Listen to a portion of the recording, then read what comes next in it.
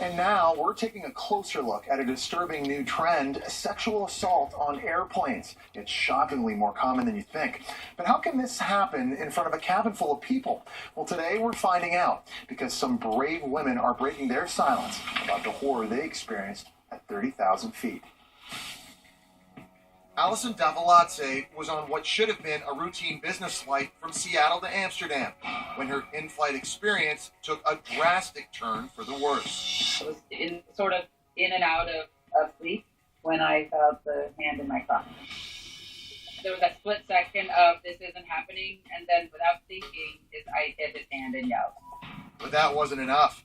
Alison says the man continued to grab her until she finally managed to unbuckle her seatbelt and escape to the back of the plane. I couldn't breathe. I was having an anxiety or a panic attack. I was there for a while until I caught my breath and was able to explain to somebody that I needed a flight attendant. Katie Campos told CNN she was attacked on a flight from Newark to Buffalo.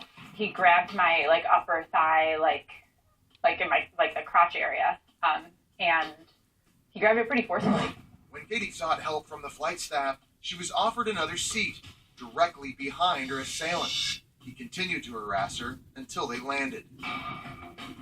I'm not surprised at all to hear that there are passengers who have experienced an inappropriate response. Sarah Nelson is the president of the Association of Flight Attendants. She says sexual harassment in the air is often part of the in-flight experience, not only for passengers, but for flight attendants as well. I have been asleep as a deadheading crew member leaned up against the window and woken up with a man's hand in my crotch.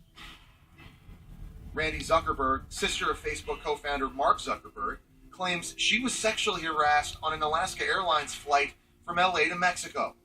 She felt flight attendants were dismissive of her complaints.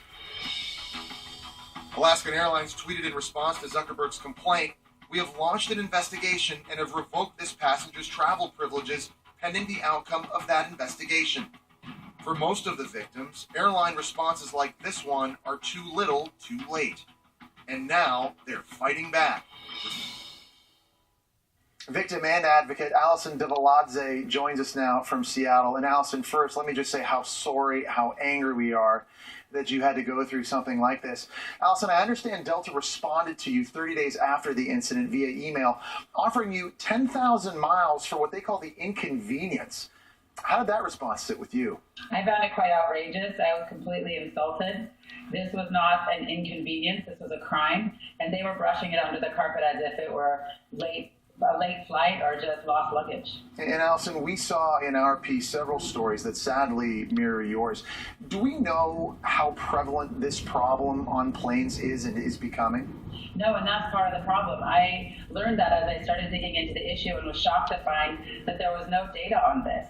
Thankfully, the FBI is starting to collect that data, but they only report and record those assaults for which investigations are open. But there's been a 66% increase over the last 2 years. The Association of Flight Attendants did a survey of their union members this past year, and out of 2,000 respondents, 1 in 5 reported having a sexual assault reported to them. 1 in 8 had witnessed one.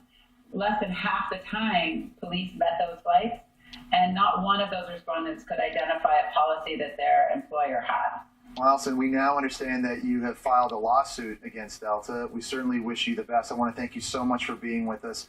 Delta has not commented on the pending litigation, but has said, "We continue to be disheartened by the event Ms. Davaladze has described. We take all accounts of sexual assault very seriously and conduct routine reviews of our processes." We'll have more Daily Mail TV when we come back.